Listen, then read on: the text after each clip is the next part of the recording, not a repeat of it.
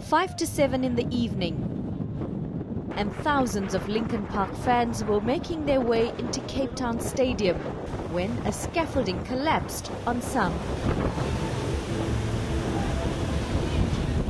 Officials say strong gale-force winds are to blame for the tragedy. 20 people were hurt. One woman later died of her injuries in hospital. The city of Cape Town now says an investigation will be launched. All of these structures are pre-approved by structural engineers prior to the event going ahead. So that will be part of the investigation, which will be led by the South African Police Services into the construction of these scaffolding, and if there were any errors made in putting up a structure like this in wind last night. 12 women were rushed to nearby Somerset Hospital. 2 were treated for fractures, while the others sustained minor injuries. Following safety checks, the concert continued.